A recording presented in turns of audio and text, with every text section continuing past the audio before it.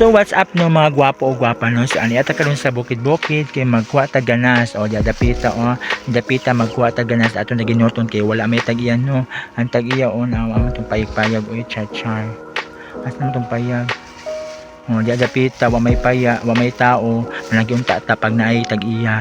So tuluan ta mo noon sa paghagpat og udlot ng kamote o at basta kamote kinaan sa kapobrehon nga gulay pero healthy siya ha.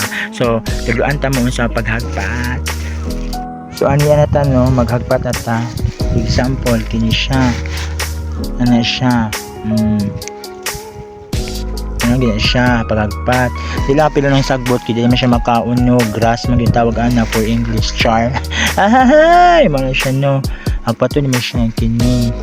Siya hagpaton ni siya dapita. Ulo tagin siya kay para makakaon tag maayo pero good for the health siya, papadugan sa dugo sa mga anemia pero bawal po siya sa mga high blood na food. Adjust lang kay mas mandaghan ang dugo na HB for reals mo siya.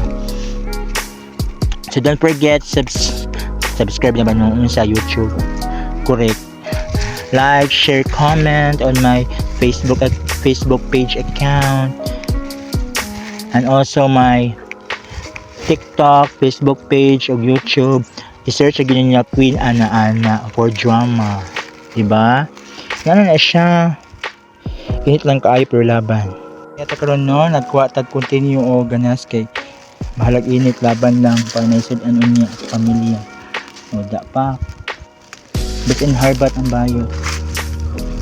Labi biyan siya adobohon bayot. Lamikin siya dahil.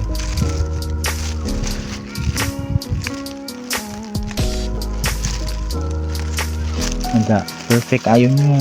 Perfect ayo. So don't forget no, subscribe, like, share, or comment on my YouTube account. Sa Facebook page po nako. O sa TikTok, Queen Ana. I-search na niyo ang Queen Ana para updatein mo sa akong mga vlogs, mga funny videos dito, o kung saan more. Kasi dapat, init kayo. Laban lang, kung pasan sila buwa pa'y tag-iya. Ahay!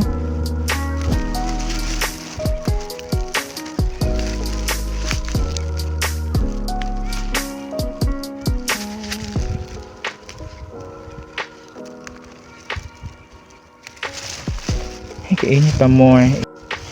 Then sa paghagpat no, mo ni siya si dipik sa paghagpat. Okay na ka-gloves ko. Hagtagok. Correct. Kaya mawawa po rin siya after a day's char. So sige lang siya sabaw na ba noon? Sabunan o balawan siya tubig. Kaya